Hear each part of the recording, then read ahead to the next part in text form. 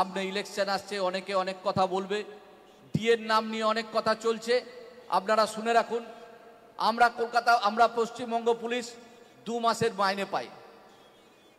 Central হারে DA আমারও দাবি আছে, আপনারও দাবি আছে, প্রত্যেকেরও দাবি আছে।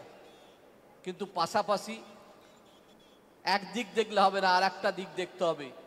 সেন্ট্রাল হারে ডিএ যারা চাইছে তাদেরকে বলো, সেন্ট্রাল আর যে জিনিসগুলো দিচ্ছে সেগুলো কি তোমরা নেবে? এফিডেভিট দিয়ে বলো আজ সুপ্রিম কোর্টে যে আমরা ওই দাবিগুলো মেনে নেব। সুতরাং একদিকের কথা শুনে কেবল ডিএ করে চালিয়ে যারা কোনো রকম কাজ করে না, মানে করোনার টাইমে 2 বছর ধরে বসে বসে মাইনে পেল, তাদের কিছু অংশ গিয়ে একটা জায়গায় বসে আন্দোলন করছে, আসল সত্য তথ্য বলছে না। রাজ্য সরকার কি দিচ্ছে, আমরা কি পাচ্ছি, সেই অভিভাবিকার আন্ডারে ছাতার তলায় আমরা আছি। দিন এসছে, আগামী দিন আসছে, আমাদের ঋণ শোধ করার দিন। সকলে একসাথে হন, এক ছাতার তলায় থাকুন। আমাদের মুখ্যমন্ত্রী, আমাদের অভিভাবিকা, আগামী ভারতের কাণ্ডারি, সেই দপ্তরের কোনো অসুবিধা থাকবে বলে আমি মনে করি না। সুতরাং আগামী দিনে তার আশীর্বাদে সমস্ত কিছু পূর্ণ হবে এবং আগামী দিন যিনি আমাদের আশীর্বাদ করছেন তার ঋণ পূরণ করার দিন। সুতরাং আপনারা তৈরি হন। আমরা দীঘায় এসছি। জয় জগন্নাথ এবং জয় বাংলা বলে আমি আমার বক্তব্য শেষ করছি। কলকাতা পুলিশের ডিসিপি শান্তনু সিনহা বিশ্বাসের বক্তব্য আপনাদেরকে শোনালাম, যেখানে মাঝে মধ্যে বিজেপির তরফে অভিযোগ তোলা হয় যে রাজ্যের পুলিশ প্রশাসন তৃণমূলের হয়ে কাজ করছে। ঠিক সেই সময় প্রকাশ্যে এলো এই ধরনের একটা ভিডিও। বিজেপির সাংবাদিক সম্মেলনে এই ভিডিও তুলে ধরা হয়েছে। ভিডিওতে শান্তনু সিনহা বিশ্বাসকে বলতে শোনা যাচ্ছে, সামনে ইলেকশন আসছে, অনেকে অনেক কথা বলবে, ডিএর নাম নিয়ে অনেক কথা চলছে। আপনারা শুনে রাখুন, আমরা পশ্চিমবঙ্গ পুলিশ 2 মাসের মাইনে পাই। সেন্ট্রাল হারের ডিএ যারা চাইছে তাদেরকে বলো, সেন্ট্রাল আর যে জিনিসগুলো দিচ্ছে সেগুলো কি তোমরা নেবে? একই সঙ্গে তিনি বলেন, অভিভাবিকার আন্ডারে ছাতার তলায় আমরা আছি। দিন এসেছে, আগামী দিন আসছে, আমাদের ঋণ শোধ করার দিন। এখানেই শেষ নয়, জয় বাংলা স্লোগানও শোনা যায় ওই পুলিশ অফিসারের মুখে। কি বলছেন কলকাতা পুলিশের ডিসিপি শান্তনু সিনহা বিশ্বাস, আসুন আরেকবার শোনাই আপনাদের।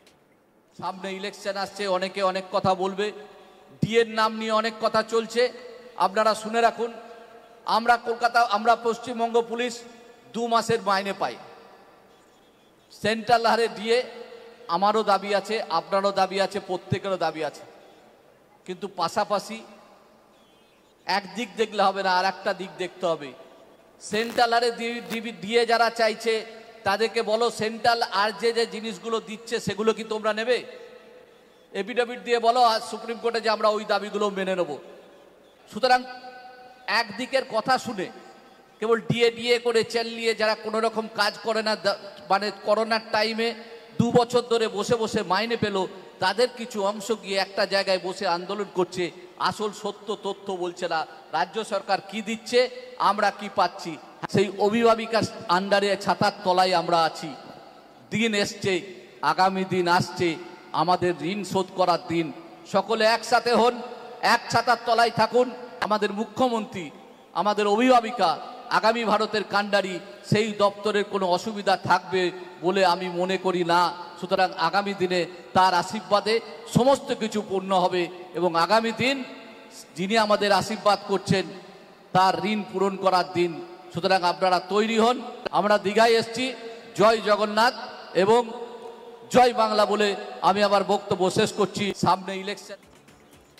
পুলিশের ডিসিপি শান্তনু সিনহা বিশ্বাসের বক্তব্য আপনাদের শোনালাম, কিন্তু এখন প্রশ্ন হচ্ছে, একজন পুলিশ অফিসার হয়ে কিভাবে এমন কথা বললেন, সেই প্রশ্ন ইতিমধ্যে উঠতে শুরু করেছে বিভিন্ন মহলে।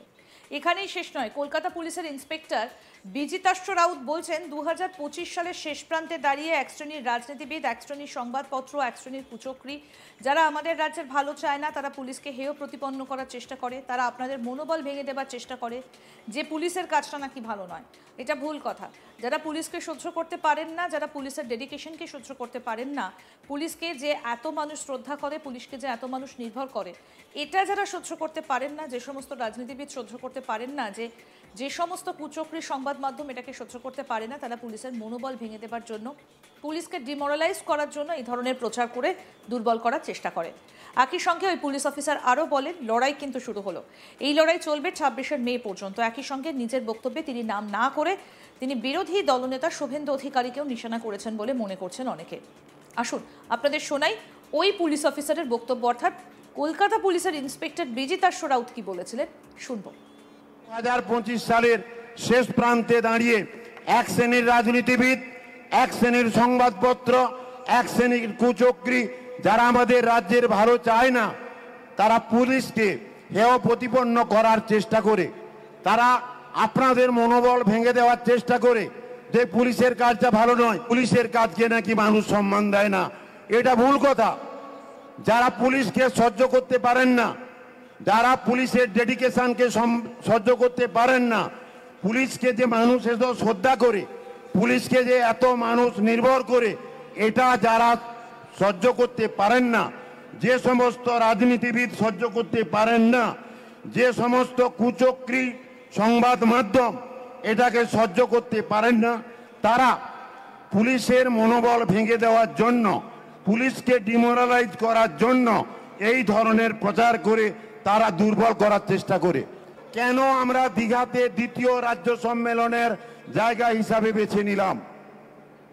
আপনারা কিছুদিন আগে দেখেছেন আমাদের রাজ্যের একজন বিরোধী দলনেতা শুভেন্দু অধিকারী নাম, তিনি প্রেস মিডিয়াকে বললেন যে আমরা আর কিছুদিনের মধ্যে আমরা ব্যবস্থা নিচ্ছি, ওয়েলফেয়ার কমিটির লোকগুলো বাদে, ওয়েলফেয়ার কমিটির লোকগুলো পার্টি করছে, ওয়েলফেয়ার কমিটির লোকগুলো রাজনীতি করছে, শান্তনুবাবুর নেতৃত্বে ওয়েলফেয়ার কমিটি রাজনীতি করছে, টিএমসির হয়ে কাজ করছে, সরকারের হয়ে কাজ করছে। অতএব তিনি ঘোষণা করলেন, কি ঘোষণা করলেন? খুব অল্প দিনের মধ্যে তিনি নাকি ভবানী ভবনের স্টেট ওয়েলফেয়ার কমিটির অফিসে তালা দেবেন।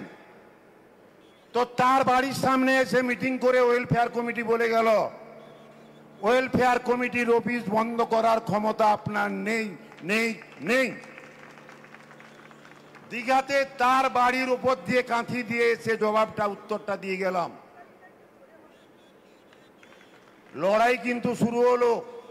এই লড়াই চলবে 26শে মে পর্যন্ত, যেদিনকে আমরা আবার নবান্নে মমতা বন্দ্যোপাধ্যায়কে চতুর্থবারের মতো মুখ্যমন্ত্রী হিসাবে শপথ নেওয়া দেখব, সেদিন আমাদের লড়াই কিন্তু থাকবে।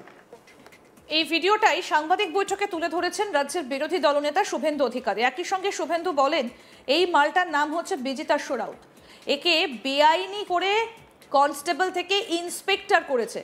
একই সঙ্গে শান্তনু সিনহা বিশ্বাসকেও নিশানা করেছেন শুভেন্দু অধিকারী। কি বলেছেন শুভেন্দু অধিকারী সেটাও শুনবো। এই মালটার নাম হচ্ছে বিজিতেশ্বর রাউত। এই যে মালটা হচ্ছে বিজিতেশ্বর রাউত, একে বেআইনি করে কনস্টেবল থেকে ইন্সপেক্টর করেছে। আর প্রথম যেটাকে দেখলেন একটা ডাকাত, বেটাকে এনআরআই সার্টিফিকেট দিয়ে ডাক্তারি করেছে, মমতার বাড়িতে বাজার করে, সাব ইন্সপেক্টর থেকে এসিপি করেছে। ওর নাম শান্তনু সিনহা বিশ্বাস। মমতার বাড়িতে সকালবেলা মাছটা, আলুটা, মূলাটা বাজার করে দেয়। আরো আপডেট পেতে দেখতে থাকুন আজ তাক বাংলা। সাবস্ক্রাইব করুন, নোটিফিকেশন পেতে বেল বাটন অপশন প্রেস করুন।